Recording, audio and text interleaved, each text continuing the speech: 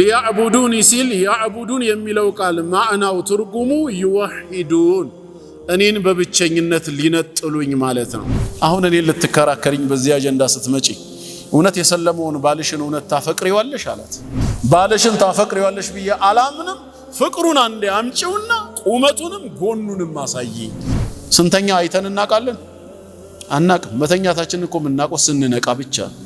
ማን ነው ሰዓቱን እየጠበቀ እንዲመሽ እንዲነጋ የሚያደርግልን? እኔ አምላክ ነኝም አላለም፣ አምልኩኝም አላለም። አምላክ ካልሆነና አምልኩኝ ካላለ ጌታም ሊሆን አይችልም።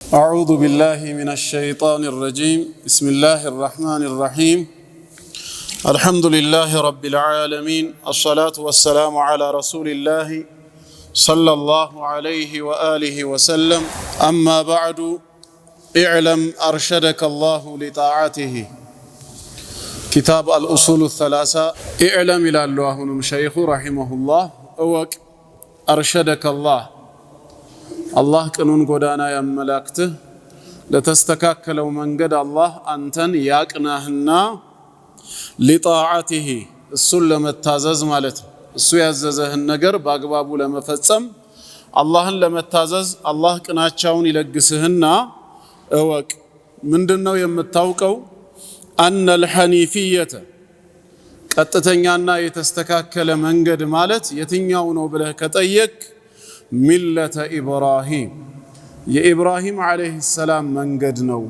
تككلنيا حنيف ميبالو مالته ما كان إبراهيم يهوديا ولا نصرانيا ولكن كان حنيفا مسلما بلون دقلصو حنيف ميبالو ودا حق يتزنبله قطتنيا من قد مالت يا إبراهيم عليه السلام ملة يسو هايمانوت ويم من قد مالت نو ملة የሚለው ቃል ቀጥታ ጥሬ ቃል ፍቺው መንገድ ሲሆን እንዳገባቡ ሃይማኖት በሚል ተርጓሜም ሊመጣ ይችላል ማለት ነው። ምንድን ነበር የኢብራሂም አለይሂ ሰላም የተስተካከለ ቀጥ ያለ መንገድ?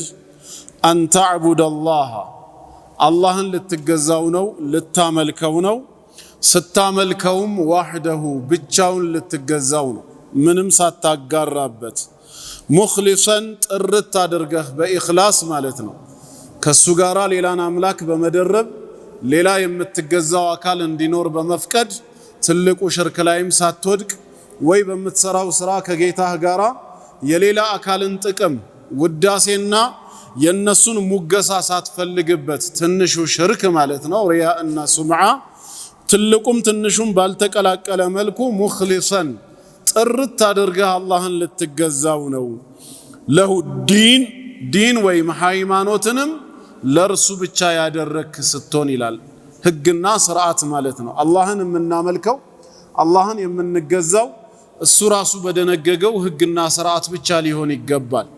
አላህ ራሱ በደነገገው ዲን ሃይማኖትን ለርሱ ያጠራ ሆነ አላህን በብቸኝነት ልትገዛው ነው። ይሄ የኢብራሂም አለይሂ ሰላም መንገድ ነው። ወቢዛሊክ በዚህ ተግባር ደግሞ ይላል በየትኛው አንድ አላህን በብቸኝነት በመገዛት በሱ ላይ ምንም ሳያጋሩ በኢኽላስ ማድረግና ሃይማኖትን ለአንድ አላህ ብቻ ያጠሩ መሆን አመረ አላህ አዟል ጀሚዕ الناس ሰዎችን በጠቅላላ ያዘዘበት ነው የሚለው። ነቢ ኢብራሂምን ብቻ ሳይሆን አጠቃላይ ሰዎችን አዟቸዋል። ወኸለቀሁም ለሃ ለርሷም ፈጥሯቸዋል። እኛ ሰዎች ወደዚህ ምድር ስንመጣ ሰው ሁነን ስንፈጠር ትልቁ ዓላማ ዒባደቱላህ ዐዘ ወጀል ጌታ አላህን ማምለክ እሱን በብቸኝነት መገዛት ነው። ለዚህ ዓላማ ሲባልም ነው የተፈጠርነው ማለት ነው። ከማ ቃለ ተዓላ አላህ በቃሉ እንዲህ ብሎ እንደተናገረው በሱረቱ ዛሪያት 51ኛው ሱራ አንቀጽ 56 ላይ ወማ ኸለቅቱል ጂነ ወልኢንስ ጂኖችንም ጋኔንን ማለት ነው ወልኢንስ ሰውንም እንደዚሁ አልፈጠርኩም ይላል አላህ። ለምን ዓላማ ቢሆን እንጂ ኢላ ሊያዕቡዱን እኔን ሊገዙኝ እኔን ሊያመልኩኝ ቢሆን እንጂ ለሌላ ዓላማ አልፈጠርኳቸውም አይ ኢላ ሊአሙረሁም አን ያዕቡዱኒ ማለት እኔን በብቸኝነት ተገዙኝ በማለት አዛቸው ዘንዳ ለዒባዳ ቢሆን እንጂ ለሌላ ዓላማ አልፈጠርኳቸውም ሌሎች ነገሮች ምንድናቸው ወሳኢል ናቸው መዳረሻ ናቸው እምንበላው የምንጠጣው የምንተነፍሰው በዚህ ምድር ላይ በህይወት የምንቆየው እነዚህን ነገራት በመገልገል በእነሱ በመታገዝ የተፈጠርንበትን ዓላማ ዒባዳን እንድናሳካ እንጂ ዋና ግብ ሆነው አይደለም መብላት መጠጣት መተንፈስ እንስሳትም እንደዚሁ የሚፈጽሙት ስርዓት ነው ነፍሳትም በራሪዎችም አዕዋፋትም የሚያደርጉት ተግባር ነው እጽዋትም ያንኑ በከፊሉ ይፈጽማሉ እኛ ግን ከዛ በተለየ መልኩ ለምን ዓላማ ተፈጠረን ቢባል እነዚህን ነገሮች ተገልግለንና ተጠቅመን አላህ የወደደውን ነገር ልንተገብር እሱ ከጠላው ነገር ራሳችንን ልናርቅ ለዒባዳ ነው የተፈጠርነው ዋናው ጋያው ኢላ ሊያዕቡዱን ሊያመልኩኝ እንጂ ለሌላ ዓላማ አልፈጠርኳቸውም ነው ያለው ወማዕና ያዕቡዱን ሊያዕቡዱን ሲል ያዕቡዱን የሚለው ቃል ማዕናው ትርጉሙ ይወሂዱን እኔን በብቸኝነት ሊነጥሉኝ ማለት ነው አላህንም እየተገዙ ከአላህ ውጭ ሌላ አካልን የሚያመልኩ ከሆነ የተፈጠሩበትን ዓላማ አላሳኩም ማለት ነው አንድ ሰው የተፈጠረበትን ዓላማ አሳካ የሚባለው አላህን የተገዛ ጊዜ ብቻ ሳይሆን አላህን ሲገዛው ደግሞ ሳያጋራበት እሱን ብቻ ያመለከው ከሆነ ነው ስለዚህ ኢላ ሊያዕቡዱን ሲል ወማዕና ያዕቡዱኒ ይወሂዱን እኔን በብቸኝነት ሊነጥሉኝ ማለት ነው ሲፈጥረን ብቻውን የፈጠረን ያገዘውና ያማከረው ወይ ሐሳብ የሰጠው ሌላ አካል የለም ሲረዝቀንም የሲሳይን ጉዳይ ብቻውን ኃላፊነት ወስዶ እሱ ነው የረዘቀን አላሁ الذي خلقكم ثم رزقكم እንዳለው የፈጠረን እርሱ ነው ከዚያም ሲሳይን የሰጠን ጌታ እርሱ ነው وما من دابة في الأرض إلا على الله رزقها መሬት ላይ አንዲትም ተንቀሳቃሽ የለችም ሲሳይዋ በአላህ ላይ ተመድቦ አላህ ኃላፊነትን ወስዶ የሚረዝቃት ቢሆን እንጂ ነው ያለው ከሱ ውጭ ረዛቅ የለም ወከአይ ሚን ዳባ መሬት ላይ እጅግ ብዙ አይነት ስንትና ስንት የሆኑ ተንቀሳቃሽ ፍጥረታት አሉ ላ ተሕሚሉ ሪዝቀሃ ሲሳያቸውን የማይችሉ የሆኑ አላሁ የርዙቁሃ ወኢያኩም ነገር ግን አላህ ይረዝቃቸዋል እናንተንም ጭምር ነው ያለው ስለዚህ የሪዝቅ ጉዳይን ሙሉ ኃላፊነት ወስዶ አላህ ራሱ ከሆነ የሚያበላን የሚያጠጣን የፈጠረንም እርሱ ብቻ ከሆነ ስንገዛው ያለ አጋር ብቻውን እንድናመልከው ነው የሚፈልገው ወአዕዘሙ ማ አመረ አላሁ ቢሂ ወአዕዘም እጅግ በጣም ትልቁ ታላቅ ተብሎ የሚጠራው ማ አመረ አላሁ ቢሂ አላህ በሱ ካዘዛቸው ነገራት ብዙ ነገሮችን እንድንፈጽማቸው ታዘናል ግን ከታዘዝናቸው ሁሉ ትልቁ ተብሎ የሚጠራው አተውሂድ ተውሂድን እንድንተገብር መታዘዛችን ከተውሂድ የበለጠ ትእዛዝ አልተሰጠንም እኛ እንድንፈጽመው እንድንሰራው ወደኛ ከቀረቡ ትእዛዛቶች ሁሉ አዕዘም እጅግ በጣም ታላቅ የሚባለው ተውሂድ ነው ምንድነው ተውሂድ ከተባለ وهو እሱም ተውሂድ ማለት ኢፍራዱላህ አላህን መነጠል ለብቻ ማድረግ ነው በምን ቢልዒባደቲ በአምልኮ ስንገዛው እሱን ብቻ ከሆነ የምንገዛው አምልኮ የተባለን ነገር በጠቅላላ ለአንድ አላህ ብቻ ከሆነ አሳልፈን የምንሰጠው ተውሂድን ፈጽመናል ማለት ነው ተውሂድን ፈጸምን ማለት ደግሞ ከታዘዝናቸው ትእዛዛት ውስጥ ትልቁንና ዋናውን አሳክተናል በተቃራኒው ደግሞ ወአዕዘሙ ማ ነሃ ዐንሁ አላህ ከሱ ከከለከላቸው ነገራት ትልቁ ክልክል ምንድነው ጌታ አላህ ከከለከለን ትልቁ አሽርክ በሱ ላይ ማጋራት ሽርክ ነው በአላህ ላይ ማጋራት ሽርክ ጌታ አላህ እኛን ከከለከላቸው ብዙ ክልክላቶች አንዱና ዋነኛው ነው ሽርክስ ምን ማለት ነው ሽርክ ማለት وهو دعوة غيره معه دعوة መጣራት ነው ሽርክ ማለት ማንን መጣራት غيره ከሱ ውጭ ያለውን ሌላን አካል መጣራት ነው معه ከአላህ ጋር አብሮ አላህን ስንማጽነው ሌላ አብረን የምንማጸናቸው አካላት ካሉ በአላህ ላይ ስንመካ ሌላ የምንመካበት አካል ካለ ለአላህ ስንሰግድ ለሌላ አካልም የምንሰግድ ከሆነ ሽርክ ላይ ወድቀናል ማለት ነው። ሽርክ ማለት የቃሉ ቀጥታ ትርጓሜው የማጋራት ተግባር ማለት ነው። በአንድ ነገር ላይ ሁለት ወይም ከዛ በላይ የሆኑ አካላት ድርሻ ካላቸው እነዛ አካላት ምን ይባላሉ? ሹረካ ተጋሪዎች ተብለው ይጠራሉ። በጉዳዩ ላይ ምን ስላላቸው? እያንዳንዳቸው የተወሰነ ድርሻ ስላላቸው። ሽርክ ሲባል ለአላህ ብቻ ሊሰጥ የነበረውን መብት በእኩሌታም ይሁን በከፊል አሳልፎ ለፍጡር መስጠት ማካፈል ማለት ነው። ለምሳሌ መሬት ላይ የወደቀን ነገር በልጅነት ጊዜ ስንጫወት በአይናችን ካየነው ከኛ ቀድሞ ሮጦ ጓደኛችን ካነሳው ያንን ዕቃ በዛ ዕቃ ላይ እኛም ድርሻ እንዲኖረን ብጋራ እንላለን። ብታካፍለኝ ማለት ነው፣ ማካፈል ማለት ነው። ስለዚህ ሽርክ ሲባል ጀዐሉ ሸሪኩን ሊላሂ ተዓላ ፊማ ሁወ ሚን ኻሊሲ ሐቅሂ የጌታችን የአምላካችን አላህ ግላዊ መብቱና ንብረቱ በሆነ ነገር ላይ ሌላን ተጋሪ ማበጀት ሽርክ ይባላል። አንድ ሙስሊም ሽርክ ላይ ወደቀ የሚባለው መቼ ነው? ለአላህ ብቻ ሊፈጽመው የሚገባውን ነገር በእኩሌታም ይሁን በከፊል ከአላህ ውጭ ላለ አካል አሳልፎ የሰጠ ያካፈለ ጊዜ ነው ማለት ነው። ይሄ ሽርክ ደግሞ አላህ ከከለከላቸው ነገሮች ሁሉ ትልቁ ነው። ከሽርክ የበለጠ ወንጀል የለም። አንደኛ ምህረት አልባ ስለሆነ ነው። ከነሽርኩ የሞተ ሰው ተውበት ካላደረገ ኢነላህ ላ የግፊሩ አን ዩሽረከ ቢህ አላህ በእርሱ የማጋራትን ወንጀል በፍጹም አይምርም ነው ያለው። ሊመን ለም የቱብ ሚንሁ ማለት ነው። ያለ ተውበት የሞተ ከሆነ ከሽርክ ውጭ ያለውንስ ወንጀል ያለ ተውበት ከሞተስ ወየግፊሩ ማ ዱነ ዛሊከ ሊመን የሻእ ከዛ ያነሰውን ወንጀል ለሚሻው ባሪያ ይምረዋል። ምን ማለት ነው? ከፈለገ ኢብቲዳአን ገና ከመነሻው ምንም ሳይቀጣው በራሱ ምህረት ይቅርታ አድርጎለት ተውሂድን የጠበቀ ብቻ በመሆኑ ጀነት ላይ ያስገባው ይችላል። ካልሆነስ ካልሻለት ደግሞ በሰራው ወንጀል ልክ ይቀጣዋል። ሽርክን ባለመፈጸሙ ግን በተቀጣበት እሳት ውስጥ ዘላለም እንዲዘወትር አይፈቅድም። ወደ ረህመቱ ወደ ጀነት ይመልሰዋል። ከነሽርኩ የሞተ ከሆነ ግን የአማላጆችን ምልጃ አይጠቅመውም፣ የጌታውን ምህረት አይደርሰውም። ዘላለም ጀሃነም እሳት ይገባል።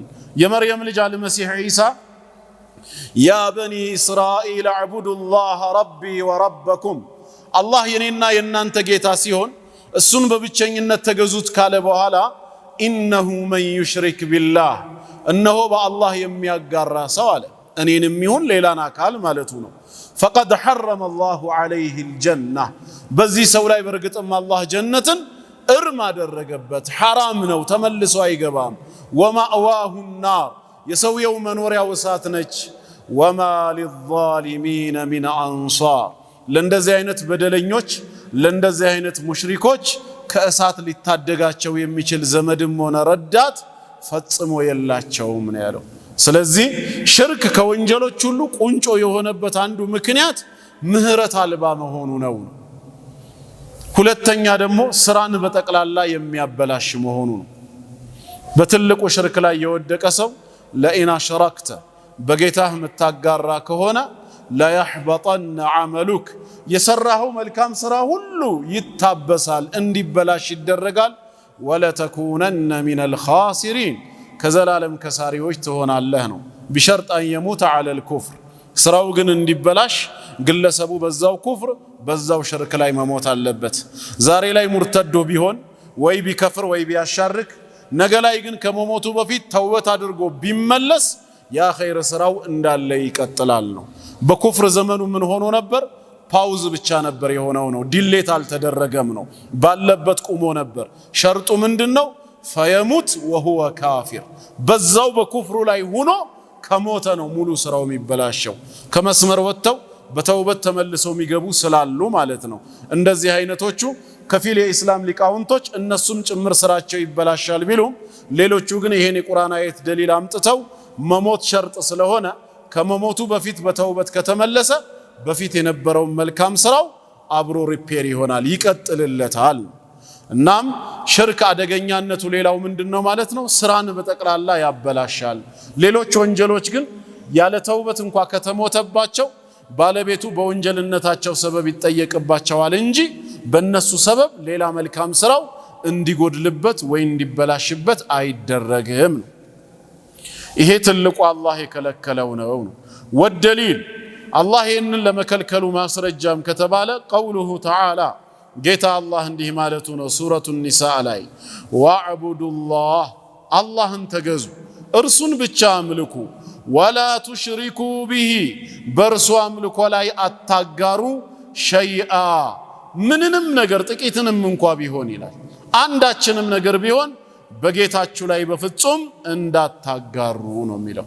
ስለዚህ ትክክለኛው የነቢ ኢብራሂም አለይሂ ሰላም መንገድ አንድ አላህን በብቸኝነት በመገዛት በሱ ላይ ደግሞ ጣዖታትን ባለማጋራት በኢኽላስ ዲንን ለአላህ ማድረግ ነው። ተግባባን?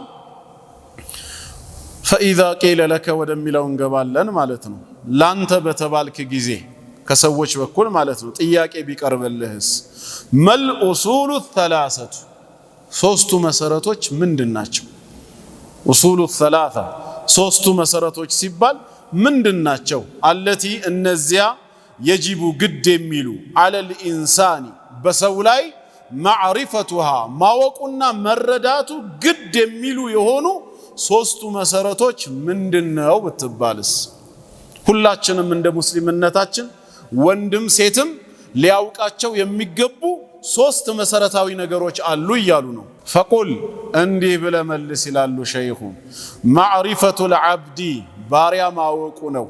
ማንን? ረበሁ የተንከባከበውን ያሳደገውን የፈጠረውን ጌታውን አላህን ማወቁ ነው። አንድ ሁለት ወዲነሁ የሚከተለውን ሃይማኖቱን ከጌታው በኩል ለሱ የተሰጠውን ማለት ነው። ዓለማችን ላይ በሺዎች የሚቆጠሩ ሃይማኖቶች ሊኖሩ ይችላሉ። የቱን ነው የምታውቀው ከተባለ ግን ከጌታ አላህ ዘንድ ለሰዎች የተሰጠውን ሃይማኖት ነው። እሱም ምንድነው? እስልምና ብቻ ነው። አብርሃማዊ ሃይማኖት የሚባል የለም ወይም ሌላ እምነት የለም።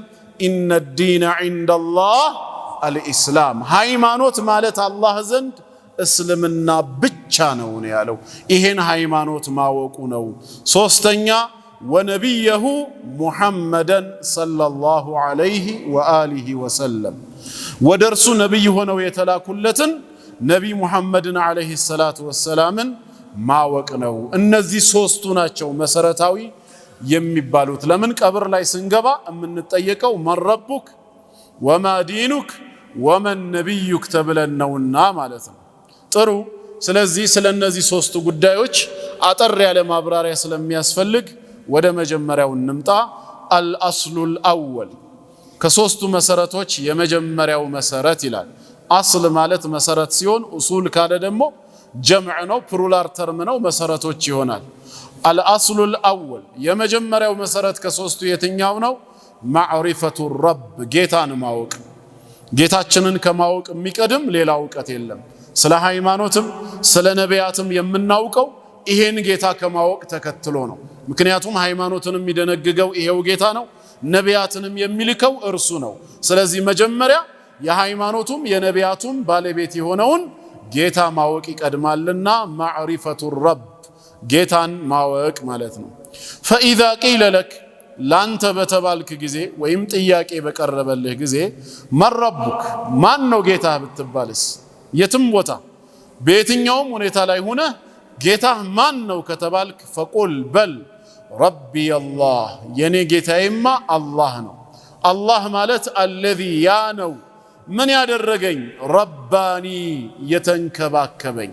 ረብ ማለት ተንከባካቢ፣ አሳዳጊ፣ አሳዳሪ ማለት ነው። አላህ በኻሊቅነቱ እኛን ፈጥሮናል። ካልነበርንበት ዓለም ወደ መኖር ዓለም አሸጋግሮ አስገኝቶናል። ይሄ ኻሊቅነቱን ያሳያል። ከኸለቀን በኋላስ በረብነቱ ደግሞ አሁን እስካለንበት ደረጃ አሳድጎናል። ኒዕማን እየሰጠ ውሃን ከላይ እያወረደ ከታች እጽዋትን እያበቀለ የእንስሳት ተዋጽኦንም እየለገሰ እያበላ እያጠጣ ማሳደጉን የሚገልጸው ደግሞ ረብነቱ ነው። ኻሊቅነቱ መፍጠሩ ነው። ረብነቱ ደግሞ በኒዕማው እየተንከባከበ ማሳደጉ ነው። ስለዚህ የኔ ጌታ አላህ ነው። አለዚ ረባኒ ያ የተንከባከበኝ ያሳደገኝ እኔን ብቻ ሳይሆን ወረባ እንዲሁም የተንከባከበ ነው ጀሚዐል ዓለሚን ዓለማትን በጠቅላላ።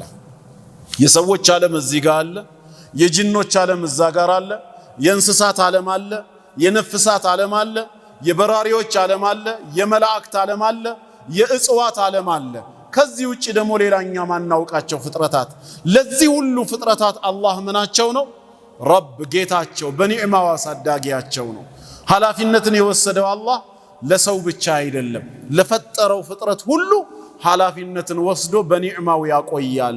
ስለዚህ እኔን ብቻ ሳይሆን ወረባ ጀሚዐል ዓለሚን ዓለማትን በጠቅላላ የተንከባከበ ነው። ቢኒዕመቲሂ በጸጋው በማያልቅ ተቆጥሮ በማይዘለቀው ወኢን ተዑዱ ኒዕመተላሂ ላ ትሕሱሃ አላህ የዋለላችሁን ጸጋ ውለታውን አንድ ሁለት ብላችሁ ብትቆጥሩት እንኳን አትመልሱትም ሳይሆን ያለው ቆጥራችሁ ራሱ አትዘልቁትም ነው ያለው። ለመመለስ መጀመሪያ መጠኑ መታወቅ መቻል አለበት። ከዛ በኋላ ነው አንድ ሁለት ተብሎ ውለታ የሚመለሰው። የጌታ አላህ ውለታ ግን የማይመለስ ነው ሳይሆን ያለው ላ ትሕሱሃ ተቆጥሮም የማይዘለቅ ነው መጀመሪያው ነው። እንኳን ሊመለስ ይቅርና ማለት ነው። እሱም እዚህ ዱንያ ላይ የሚዋልልን ነው። ነገ የውሙል ቂያማስ በራህመቱ ጀነት ከከተተንስ አላህ የጀነት ያድርገን። በቤቱ እንደሰበሰበን በጀነት ይሰብስበን። ያ ኒዕማውስ ምን ሊሆን ነው? የዱንያው ተቆጥሮ ማይዘለቅ ከሆነ ዓለማትን ሁሉ በኒዕማው ወማ ቢኩም ሚን ኒዕመትን ፈሚነላህ በእናንተ ላይ ያለው ኒዕማ ሁሉ ከኔ ከአላህ ነው የሚለው። ስለዚህ የጸጋ ባለቤት እርሱ ነው። ስለሆነም ወሁወ ማዕቡዲ እኔ የማመልከው የምገዛው እርሱን ብቻ ነው። ለይሰ ሊ ማዕቡዱን እኔ የማመልከው የምገዛው የለኝም ሲዋ ከሱ በስተቀር ብለህ መልስ። ማን ነው ጌታ የተባልክ ጊዜ አሁን አላህን የምናመልክበት አላህን የምንገዛበት አንዱ ምክንያት ምንድነው? እርሱ ብቻውን የኛ ጌታ በመሆኑ ነው። በኒዕማው ያሳደገን የተንከባከበን ያበላን ያጠጣን ያሳደገን እርሱ ስለሆነ ላመልከው የሚገባኝም እሱን ነው። ስለዚህም አላህ ረቢ የኔ ጌታ ነው ስል አንዱ ምክንያቴ እሱ የተንከባከበኝ በኒዕማው ያሳደገኝ በመሆኑ ነው። ወደሊሉ ይሄ ጌታዬ አላህ ለመሆኑ ማስረጃው ቀውሉሁ ተዓላ ሱረቱል ፋቲሃ ቁጥር 2 ላይ እንዲህ ማለቱ ነው። አልሐምዱሊላህ ምስጋና የተባለ በጠቅላላ ይላል። ሐምድ ማለት ምስጋና ነው። ድኹሉል አሊፍ ወላም ሊልኢስቲግራቅ አል የሚለው መግባቱ ጠቅላይ መሆኑን ያሳየናል ማለት ነው። አጠቃላይ ምስጋና የተባለ ሁሉ ምን ይሆናል? ከሁሉ በፊት በተገቢነት ለማን ይገባዋል? ሊላህ ለአላህ ነው የሚገባው። ከማንም በፊት የኒዕማ ባለቤት እሱ ነውና ምስጋና ለአላህ ይገባው። ረቢል ዓለሚን የዓለማት ጌታ ለሆነው አለ። የዓለም ሳይሆን ዓለሚን ጀምዕ ነው። የዓለማት ጌታ የሰዎች ሁሉ ጌታ እርሱ ነው። የጅኖችም ጌታ እርሱ ነው። የመላእክት ጌታ እርሱ ነው። የፍጥረተ ዓለሙ በጠቅላላ ረቡ ሰማዋቲ ወልአርድ የሰማያትም የምድርም ጌታ እርሱ ነው። ይሄ ነው ማስረጃችን። ወኩሉ መን ሲወላህ ወኩሉ ሁሉም በጠቅላላ መን ሲወላህ ከአላህ በስተቀር ያለው ምን ተብሎ ይጠራል? ዓለም ተብሎ ይጠራል። ዩኒቨርስ ማለት ነው። ዩኒቨርስ ብለን የምንጠራው ከጌታ አላህ ውጭ ያለውን ፍጥረቱን በጠቅላላ ነው። ለምሳሌ ቢባል ወአና እኔ አሉ የዚህ ኪታብ አዘጋጅ ወይም አንተ በነፍስ ወከፍ እኔ ማለት ትችላለህ።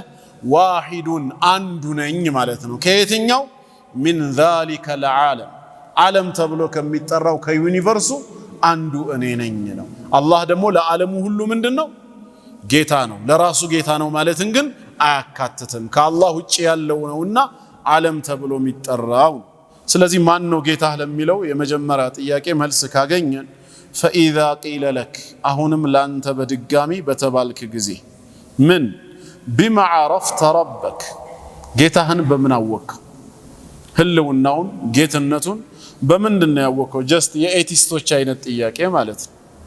አንድ ጊዜ ከ10 ምናምን ዓመት በፊት ነው ቴድሮስ የሚባል ከኦርቶዶክስ ቤተሰብ የተወለደ ነው። ነገር ግን ከጊዜ በኋላ ሃይማኖት አያስፈልግም ብሎ ፈጣሪ የለም ብሎ ነበር የሚያምነው። እና ተክለ ሃይማኖት አካባቢ 99 ቁጥር ሱቅ ላይ እነ ወንድም ጃዕፈር ጋር ማለት ነው እዛ ይመጣ ነበርና ለምን አናገናኝህም ብለው ከኔ ጋር አገናኙት እንድንወያይ ማለት ነው። እኔስ እሺ አቋም ይዤ ነው የምወያየው፣ ቢያንስ ፈጣሪ አለ ብዬ አምናለሁ፣ ይሄን እምነት ይዤ ነው። እሱ ምን ይዞ ነው የሚወያየው መጀመሪያው? ወይስ ፈጣሪ የለም ማለት ራሱ እምነት ነው ወይስ ምንድነው? ባዶ አየር ላይ የተንሳፈፈ ነው። ተገናኘንና ምንድነው የምትለው አልኩት። እኔ ፈጣሪ የለም ብዬ ነው የማምነው አለኝ። ከተናገርከው ንግግር 50% ትክክል ነው አልኩት። አልገባኝም አለኝ። ፈጣሪ የለም ብለህ ስትናገር ይሄ ንግግርህ የሚያሳየው ዋንስ አፖን ኤ ታይም እንደነበረ ነው የሆነ ወቅት ላይ፣ ከጊዜ በኋላ ግን ኢንዴንጀር በአደጋ ምክንያትም ይሁን ወይ በሌላ ስለጠፋ ስለተሰወረ የለም ብለህ ትናገራለህ አልኩት። አልገባኝም አለኝ። አሁን ደንግጦ ይሆን ወይ በትክክል ስላልገባው ነው እንጃ። እሺ ላብራራለህ አልኩት። በማንኛውም ሰው ቋንቋ አልኩት፣ በአማርኛ ብቻ ሳይሆን በማንኛውም ሰው ቋንቋ የለም የሚለው ቃል አረፍተ ነገር ውስጥ የሚገባው የሆነ ወቅት የነበረን ነገር ለማመላከት ብቻ። ከጊዜ በኋላ ሲጠፋ ሲሰወር የለም ይባላል። የቱ ሲባል ያ ነገር ተብሎ ይጠራል። ከመነሻው የሌለ ህልውና የሌለው ማተር ያልሆነ ነገር የለም አይባልም። ምክንያቱም ምን የለም ተብለህ ልትጠየቅ ነው። ምን ብለህ ልትመልስ? ይሄ ነገር ካልክ ያ ነገር አለ ማለት ነው። አሁን ስለጠፋ ነው። መሰለን እንዲዞር ዞር እንልና ኡስታዝ ካሚል አለ አልኳችሁ። ምንድነው መልሳችሁ? የለም ትላንት ከትላንት ወዲያ ስለነበረ ነው ማለት ነው። ማንነቱ ስለታወቀ ነው። ምንነቱ ያልታወቀ ነገር አለ ተብሎም ለመጠየቅ አይመችም፣ የለም ብሎም ኢንካር ለማድረግ አይመችም። ፈጣሪ የለም የሚለው ያንተ ንግግር የሚያሳየው ዛሬ ላይ ፈልገ ስታጣው ወይ እንዳንተ አገላለጽ በአምስቱ ሴንስ ኦርጋን ፊል ማድረግ ሲያቅትህ እርሱ የለም ካልክ ጥንት ነበረ፣ አሁን ግን ተሰውሯል ወይ ሞቷል ማለት ነው ባንተ ቋንቋ። ስለዚህ 50% ያልኩ በፊት ነበረ ማለት ትክክል ነው። አሁን ቀጣዩ ክርክራችን ስቲል ነው አሁንም አለ ወይስ የለም ነው እንጂ ከመነሻው ፈጣሪ አለ ወይስ የለም አይደለም። እሱን አንተም ማምነሃል አልኩት። እንዴ አማርኛ ለምን ተሰነጣጥቃለህ አለኝ። ይሄ ቃላት ስንጠቃ አይደለም፣ ሐቂቃ ሎጂክም ነው ሪያሊቲም ነው። እሺ የኔ ቃላት ስንጠቃ ከሆነ እስቲ አንተ አንድ አረፍተ ነገር ስራልኝ። እስከ ዛሬ ድረስ በህይወቴ ያላየኸው ሲነገርህ ሰምተህ ማታቀውን ነገር በአእምሮህም ውል ያላለውን ነገር እስቲ ሳለው ግድግዳ ላይ ብትባል ምን ልትስል ትችላለህ? አእምሮ ራሱ ማሰብ የሚችለው ካለ ነገር ነው የሚነሳው። የለም ተብሎ የሚጠራ መጀመሪያም ህልውና የሌለው ነገር ምን የለም ብለህ ልትገልጸው ትችላለህ? ይሄ ነገር እንዳትል ይሄ ነገር ማለት የግድ የነገርየው መኖርን ግድ ያስብላላ። ዳይኖሰርስ ለምሳሌ የለም ማለት እንችላለን። የሆነ ወቅት ላይ በምድራችን የነበረ ግዙፍ እንስሳ ነበረና ዛሬ ዝርያው ስለጠፋ ዳይኖሰርስ የለም ይባላል። ከመነሻው ምንም የሌለ ነገር እንዴት የለም ይባላል? ተግባባን? የግድ ለአላህ መኖር ሌላ ዓለም ውስጥ ገብቶ ማስረጃ ማሳየት አያስፈልግም። እንዳመጣጣቸው እንደራሳቸው ቃላት መያዝ ነው። ሁለተኛው መኖርና አለመኖር የሚለውን ነጥብ ብናነሳ ከሁለቱ ማን ነው ቀዳሚው በዚህ ዓለም ላይ? በሎጂክስ ህግ ቢሆን መኖር ይቀድማል ወይስ አለመኖር? መኖር የመጣው ካለመኖር በኋላ ነው ወይስ አለመኖር የመጣው ከመኖር በኋላ ነው? የቱ ነው መቅደም ያለበት? ሎጂካሊ ውጁድ መኖር ቀዳሚ ነው። አለ የሚለው የለም ከሚለው ቀዳሚ ነው። ለምን ከተባለ ፉቀሃኡል ኢስላም ምን ይላሉ በቃዒዳቸው? ፋቂዱ ሸይ ላ ዩዕጢ፣ የሌለው አይሰጥ። ከሌለ ነገር ያለ ነገር ሊገኝ በፍጹም አይችልም። ካለ ነገር ግን ወደፊት ከጊዜ በኋላ አለመኖር መጥፋት ሊከሰት ይችላል። ስለዚህ ይሄ ዓለማችን ላይ ዛሬ አለ ብለን የተስማማንባቸው መኖራቸውን ያረጋገጥነው ሁሉ ፈጣሪ ከሌለ ከምን መጡ? ካለመኖር። ከሌለ ነገር ያለ ነገር ሊገኝ ይችላል እንዴ? መጀመሪያ አስሉ ኦሪጂኑ የዚህ ዩኒቨርስ ምንም ከሆነ አስሉ እንዴት ከምንም ያለ ነገር እንዴት ሊገኝ ይችላል? የሌለው አይሰጥም። ኪሱ ላይ ምንም ከሌለ ሰው እጅህን ከተከዛ ብር ይዤ ወጣው ትላለህ? ብር ይዘህ ወጣው ኪሱ ላይ ስለነበረ ነው።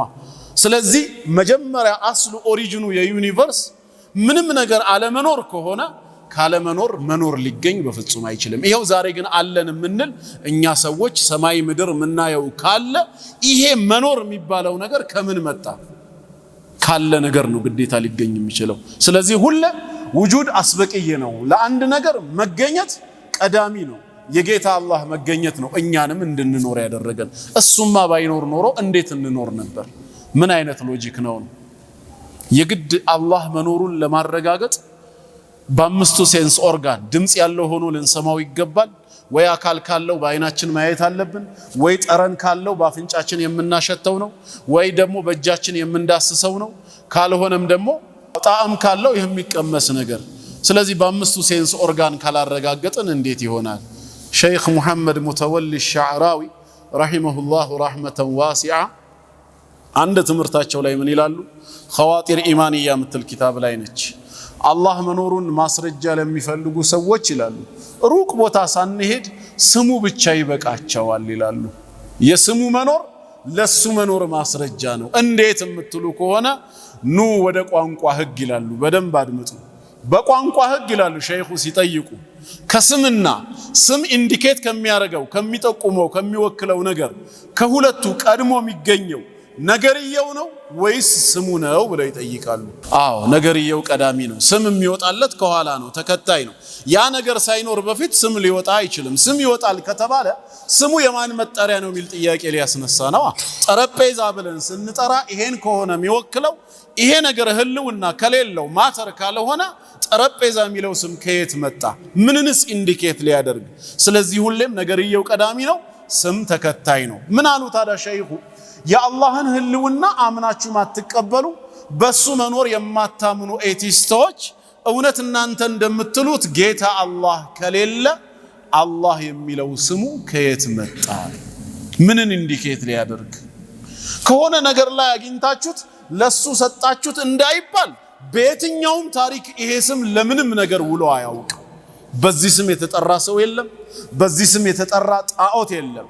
ሐታ በጀዚረት አልዓረብ ጣዖት ሲመለኩ አልኢላህ ከሚለው ስሙ ኢላህ ከሚለው ላትን ሰይመዋል። መናን ከሚለው ስሙ መናትን ጣዖት ሰይመዋል።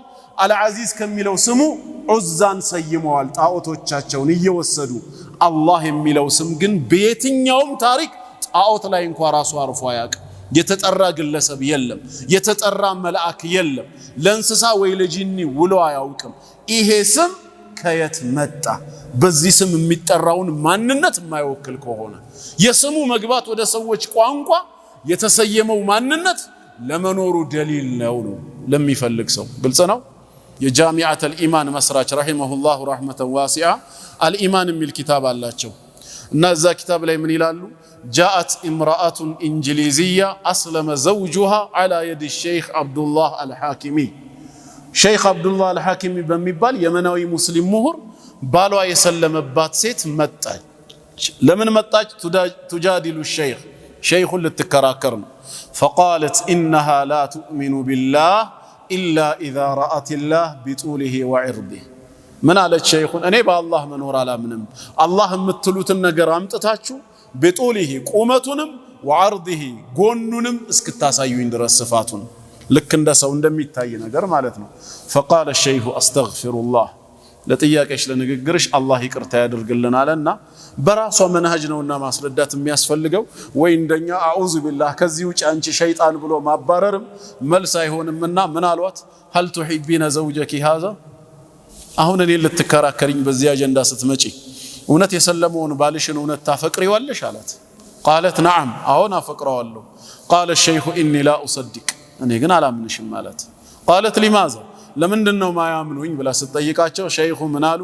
ቃለ ኢኒ ላ ኡሰዲቁ አነኪ ቱሒቢነ ዘውጀኪ ሃዛ ኢላ ኢዛ ረአይቱ ሃዛ ልሑበ ቢጡሊሂ ወዐርዲህ፣ ባልሽን ታፈቅሪዋለሽ ብዬ አላምንም፣ ፍቅሩን አንዴ አምጪውና ቁመቱንም ጎኑንም አሳይኝ፣ ልክ አንቺ አላህን እንዳመጣ እንደጠየቅሽኝ። ፈቃለት ኢነ ልሑበ መውጁድ፣ ፍቅር የሚባለው ነገር አለ፣ አምነን ተቀብለናል። ወላኪና ላ ነስተጢዑ አን ነዕሪፈ ከይፍየተህ አለች። ከይፍያውን ምንነቱን ይዘቱን በተመለከተ ግን ልናውቅ አንችልም ስትል ፈቃለ ሸይኽ ሸይኹም ምን አላት? ወሊላሂ ልመሰሉ ልአዕላ፣ አላህ ከዚህ በላይ ምሳሌ ሊደረግለት የሚገባ ጌታ ነው። ፈነሕኑ ኑእሚኑ ቢህ፣ እኛም የእሱን መኖር አምነን እንቀበላለን። ወላኪን ላ ነስተጢዑ አን ኑሒጠ ቢላሂ ዒልማ፣ ነገር ግን በአላህ ማንነት እውቀታችን ሊያካብብ አይችልም። ልክ አሁን አንቺ እንዳልሽው ቁመትና ስፋት ብለን የምንገልጸው ጌታ አይደለም። ወከም ሚነል ኡሙር እንደውም ሸይኹ ያያዘና ቀጥሎ ምን አለ? ስንትና ስንት ነገራቶች አሉ ኑእሚኑ ቢሃ መኖራቸውን በጋራ አምነን ተቀብለናል። ወላኪን ላ ነዕሪፉ ከይፍየተሃ ከይፍየታቸው ይዘታቸው እንዴትነታቸውን እማናውቀው አለ። ከዛ ምን ብሎ ምሳሌ ያመጡ? ጭራሽ ከበድ ባለው فهذا النوم يأتي ይሄ እንቅልፍ የሚባለው ነገር ሲመሽ ይመጣል አይደል? እውነት ነው አይደል? በእንቅልፍ መኖር እናምናለን። ወላኪን ከይፈ ያህዱስ እሺ እንዴት ነው የሚከሰተው? በእንቅልፍ መኖር የሚያምኑ ሰዎች ማን ነው ያየው ብለው ሸይኹ ጠየቁ። እውነት ነው። ስንተኛ አይተን እናውቃለን? አናውቅም። መተኛታችን እኮ የምናውቀው ስንነቃ ብቻ። ተኝቼ ነበር እንዴት ትላለህ? ሰው ሲተኛ አይተህ ታውቃለህ? አታውቅም። ከተኛ በኋላ ነው። አንተ ኪታብ እየቀራህ አጠገብ ቁጭ ብሎ አህመድ ሞባይል ሲጎረጉር ነበር። ድንገት ዞር ስትል እንቅልፍ አሸልቦ ታየ። ከተኛ በኋላ ታውቃለህ። ሲተኛ ግን ምኑ ነው የሚተኛው? መጀመሪያ እንዴት ነው እንቅልፍ የሚባለው ነገር የሚከሰተው? አታውቅም። ወከዛሊከ اليقظال እንደውም ዙሩን አከረሩት። መንቃትም ያው ነው። ከነቃህ በኋላ ነው እንጂ የምታውቀው።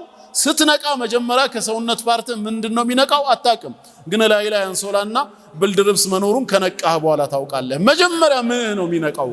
አናቀውም። ግን መተኛትም መንቃትም የሚባሉ ነገራት እንዳሉ አምነን ተቀብለናል።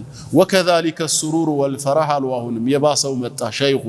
ይሄ መደሰት መሳቅ የሚባለው ነገር ሰው ሁሉ በኢጅማዕ ተቀብሎታል። ጀማል ሳቃ ይባላል። ምን ሲሆን?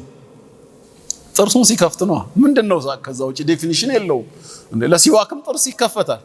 እንዴት ነው መሳቅን ዲፋይን የምታደርጉት? ሳቅ ምንድነው ቢባልስ ማንም ሊገልጸው አይችልም። ነገር ግን ሰው ሁሉ አምኖ የተቀበለው ፊል የሚያደርገው ነገር ነውና በውስጡ ማለት ነው። እና ሸይኹ በዚህ መልኩ ገለጹላትና حتى كثير من الناس لا يعرفون الكهرباء አሏት። ከሰዎች ብዙዎቹ ይሄ ኤሌክትሪክ የሚባለውን ነገር ራሱ ብዙ ሰዎች አያውቁትም። አላዩትማ። ያዩት ኮረንቲውን ነው፣ ኤሌክትሪኩን አይደለም። በኮረንቲ ውስጥ የሚተላለፍ ኤሌክትሪክ ለመኖሩ ምን ማረጋገጫ አለ ነው? የለም ካልኪድና ያዘው ይልሃል። ሄደ ስትይዘው ኢፌክቱ ውጤቱን ነው ስታገኘው በኮዝ የምታምነው ማለት ነው። ታዲያ ቁርአንስ ወሚን አያቲሂ ብሎ አይደለም እንዴ ለአላህ መኖር የምታዩቸው ነገሮች ደሊል ናቸው ብሎ የሚሰጠን? ሸይኹም እዚህ ጋር ነው እንግዲህ ወደሊል የሚሉት ቢማ አረፍተ ረበክ ጌታህን በምን አወከው ስትባል ፈቁል በል ቢአያቲሂ ወመኽሉቃቲሂ በምልክቶቹና በፍጥረታቶቹ አውቄዋለሁ በል። እነዛ ምልክቶች እነዛ ፍጥረታት ያስገኛቸው ጌታ እንዳለ ስለሚጠቁመኝ እስኪ ከምልክትና ከፍጥረታት ወሚን አያቲሂ ከምልክቶቹ መካከል አለይሉ ወነሃር ሌሊትና ቀን መተካካታቸው ነው። ወሸምሱ ወልቀመር ፀሐይና ጨረቃና ፀሐይ በተመደበላቸው ሰዓታቸውን ጠብቀው ብቅ ማለታቸው ለሰው ብርሃን መስጠታቸው ለአላህ መኖር ምልክት ነው። ወሚን መኽሉቃቲሂ ከፍጥረታቱ ደግሞ አሉ እነዛም ፍጥረታት ናቸው፣ እዚህ ውስጥ መካተታቸው አይቀርም። አሰማዋቱ ሰብዑ ሰባት ሰማያት፣ ወልአረዱነ ሰብዑ ሰባት ምድር፣ ወመን ፊሂነ እንዲሁም በውስጣቸው ያለው፣ ወማ በይነሁማ በመካከላቸው ያለው አትሞስፌሩም ምኑም በጠቅላላ ማረጋገጫ ነው በል። ወደሊል ማስረጃውም ቀውሉሁ ተዓላ አላህ እንዲህ ብሏል ሱረቱ ፉሲለት ላይ ከተአምራቶቹ መካከል ከምልክቶቹ አለይል ወነሃር ሌሊትና ቀን ናቸው ይላል። ጌታ አላህ ከሌለ ሌሊትና ቀን እንዴት ሊተካኩ ቻለ? ሌሊት ለምንድነው በተወሰነ ሰዓት ቀንም በተወሰነ ሰዓት የሚጓዙት? አንዱ ያንደኛውን ቦታ ይዞ ረጅም ሰዓት ያክል እስከዛሬ ለምን አልሆነም? ማን ነው ሰዓቱን እየጠበቀ እንዲመሽ እንዲነጋም ያደርግልን? ጌታችን አላህ ምንድነው ያለው? አራአይቱም ኢን ጀዐለ አላሁ ዐለይኩም ሌይለ ሰርመደን ኢላ የውሚል ቂያማ እስኪ ንገሩኝ ይላል አላህ ሌሊቱን እስከ ቂያም ቀን ድረስ የሚቀጥል ቀን የሚባል ነገር እንዳይመጣ ቢያደርገው ኖሮ መን ኢላሁን ገይሩላህ ያእቲኩም ቢዲያኢን ብርሃናማ ቀን ጀዛከላሁ ኸይር ይሄንን የሚያመጣላችሁ ማን ነው ይላል። በተቃራኒው እስከ ቂያም ቀን ድረስ ቀን ቢያረግ እምታርፉበትን ሌሊት ማን ያመጣላችኋል እያለ ነው። ምልክቶቼ ናቸው ለኔ መኖር እያለ ነው አላህ። እንዲሁም ወሸምሱ ወልቀመር ፀሐይና ጨረቃና ፀሐይ ማለት ነው። በቀን ያበራል ሸምስ፣ ቀመር በሌሊት ያበራል። ስርዓታቸውን ጠብቀው ሳይዛነፉ እየተጓዙ ነው። ማን ነው ይሄን ሊያደርገው የሚችለው? ላ ተስጁዱ እናንተ ግን አትስገዱ፣ ሊሸምሲ ለፀሐይም ቢሆን ወላ ሊልቀመር እንዲሁም ለጨረቃ ነገር ግን ወስጁዱ ሊላሂ አለዚ ኸለቀሁነ እነሱን የፈጠረ ለሆነው ጌታ አላህ ስገዱ ኢን ኩንቱም ኢያሁ ተዕቡዱን እሱም ብቻ የምትገዙ የምታመልኩ ከሆናችሁ ይላል። ወቀውሉሁ ተዓላ እንደዚሁም ደግሞ ወሚን መኽሉቃቲሂ አሰማዋቱ ወልአርድ ላልነው ማስረጃው ካስፈለገ በሱረቱል አዕራፍ 7ኛው ሱራ አንቀጽ 54 ላይ አላህ እንዲህ ማለቱ ነው። ኢነ ረበኩም የናንተ ጌታችሁ አላህ ነው ይለናል። ከአላህ ሌላ ጌታ የለንምና ጌታችን ማን ነው? አላህ ነው። በሱረቱ ዩኑስ ቁጥር 32 ላይ ፈዛሊኩም ላሁ ረቡኩሙል ሐቅ ይሃችሁ የናንተ እውነተኛ ጌታችሁ አላህ ብቻ ነው። ፈማዛ ባዕደል ሐቅ ኢላ ضላል ከዚህ እውነት በኋላ ጥመት እንጂ ሌላ ምን አለ? ፈአና ቱስረፉን ታዲያ ወዴት ነው የምትሸሹት የምትዞሩት ይላል። ከጌታ አላህ ውጪ ጌታ የለም ማለት ነው። ኢነ ረበኩሙላህ የናንተ ጌታችሁ አላህ ነው። አላህ ማለት ደግሞ ማን ነው ከተባለ አለዚ ኸለቀ ሰማዋት ወልአርድ ያ ሰማያትና ምድርን የፈጠረ ነው ይላል። የሰማያትም የምድርም ፈጣሪ ጌታ አላህ ነው። በምን ያህል ቀናት? ፊ ሲተቲ አያም በ6 ቀናት ውስጥ ማለት ነው። እኛ ሰዎች የሱ ባሪያዎች ነው የሆነን ስራ ስንሰራ ፕሮጀክታችንን ስናሳካ በእርጋታ ቀስ ብለን በፕሮግራም እንድንሰራና እንድንነድፍ ትምህርት የሆነን ዘንዳ ጌታ አላህ ሰማያትና ምድርን በ6 ቀናት ፈጥሮ አሳየን። በ6 ቀናት ስለፈጀበት አይደለም። አሁንም ከፈለገ እሱ በማይክሮ ሰከንድ ሰማያትና ምድርን መፍጠር ይችላል። ኢነማ አምሩሁ ኢዛ አራደ ሸይአን አን የቁለ ለሁ ኩን ፈየኩን። ነገር ግን 6 ቀናትን ማድረግ የፈለገበት አንዱ ሕክማው ሰዎች ስራቸውን ሲሰሩ በፕሮግራም በእቅድ ቀስ ብለው እንዲያከናውኑ ትምህርትም ጭምር ለመስጠት እንጂ ከ6 ቀናት ባነሰ መስራት አቅቶት አጠቃላይ የፈጀበት 6 ቀናት ስለሆነ አይደለም። ምክንያቱም በ6 ቀናት ሰማያትና ምድርን በመካከላቸው ያለውን ፈጥር ያለው ያለው ጌታ በሌላ አንቀጽ ላይ የምፈልገውን ነገር ማስገኘት በሻሁኝ ጊዜ ሁን በማለት ብቻ እንዲሆን አደርጋለሁ ካለ ከዛ ተነስተን 6 ቀናት እሱ ፈቅዶ ያደረገው እንጂ የፈጀበት ነው ማለት አይደለም ነው። ከዛስ ثم استوى على العرش أي على وارتفع ከዛም ከአርሹ በላይ ከፍ አለ ነው። يغشي الليل النهار ቀን በሚመጣበት ሰዓት ሌሊቱ ራሱ በዛው ቀን ውስጥ ሲጠቀለል እንጂ የሆነ ቦታ ሸጋሸግ የምናየው ነገር የለም። يكور الليل على النهار ويكور النهار على الليل እንዳለው አንዱን በሌላው ላይ ጠቅልሎ የማስገባት ስርዓት ነው ያለው። ስለዚህ ቀኑ ሲመጣ ሌሊቱን ይሸፍነዋል በዛው ላይ ማለት ነው። يطلبه ደግሞም ይፈልገዋል ሐሲሰን አይ ሰሪዓን በፍጥነት ይመሻል ይነጋል ይመሻል ይነጋል። والشمس والقمر ፀሐይም ጨረቃም ወንጁም ከዋክብትም ሙሰኸራት ቢአምሪህ በሱ በትእዛዙ ስር የተገሩ ናቸው። ከጌታ አላህ ትእዛዝ አይወጡም። አምር ከውንይ ማለት ነው፣ ሸርዒ ሳይሆን። ሸርዒ የሆነው አምር ለሰውና ለጂኒ ነው የተሰጠው። ይሄ ግን በተፈጥሮ ህግና ስርዓት አላህ በደነገገው መሰረት ከሱ ፍቃድ የማይወጡ ናቸው።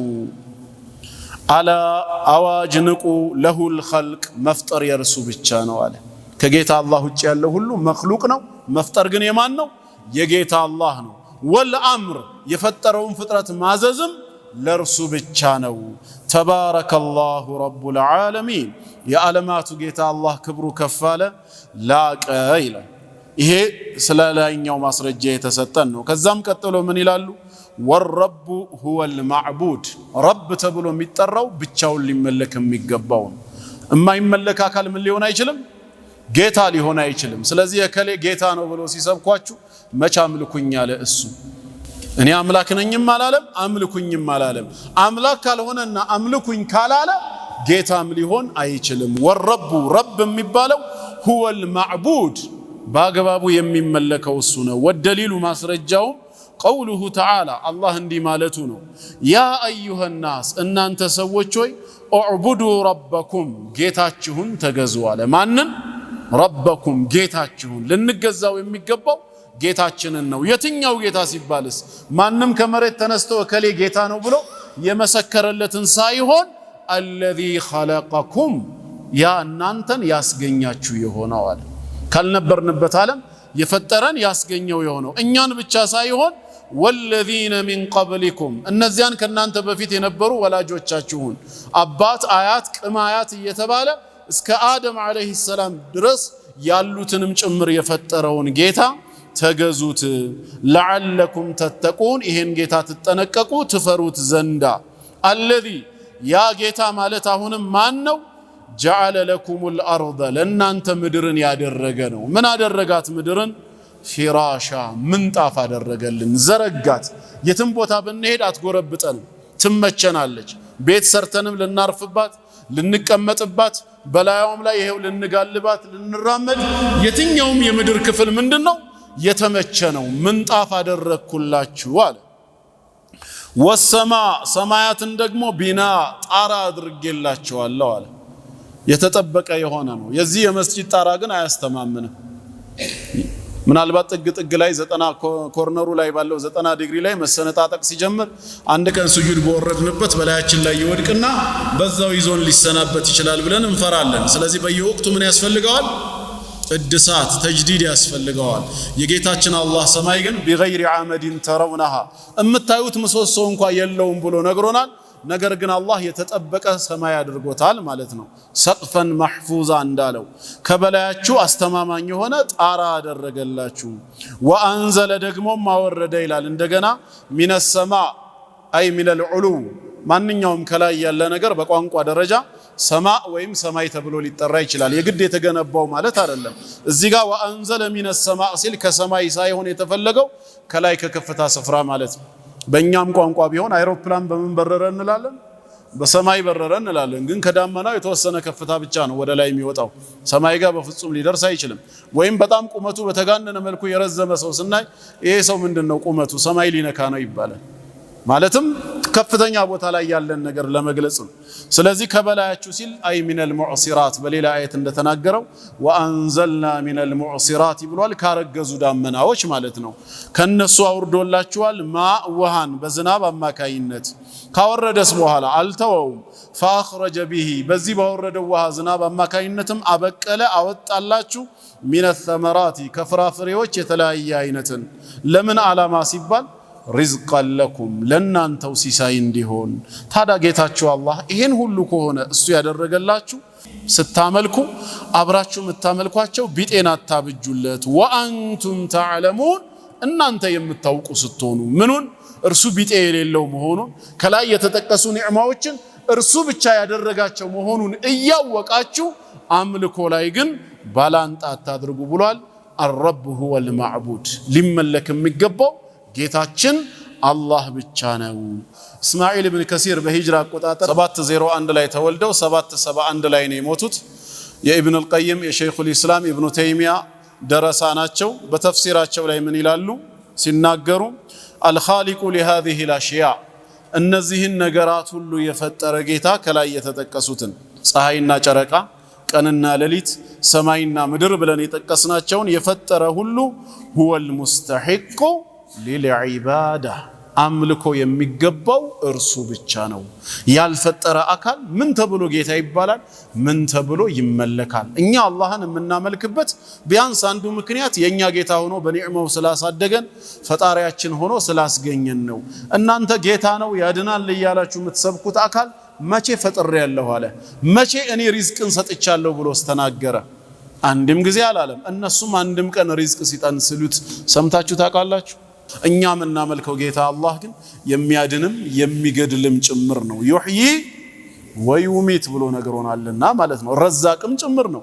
ሪዝቅ ስንፈልግ ፈብተጉ ዒንደላሂ ሪዝቀ ወዕቡዱህ ሲሳይን ከኔ ፈልጉ እኔንም ተገዙኝ ነው ያለው። ሲሳይ የቻለው ብቻ ነው ሊመለክ የሚገባው ይላል። አላህ በትክክለኛው ተውሂድ ላይ ጸንተው ከሚሞቱ ሙስሊም ባሮቹ ያደርገን። ወሰላሙ ዐለይኩም ወራህመቱላሂ ወበረካቱ።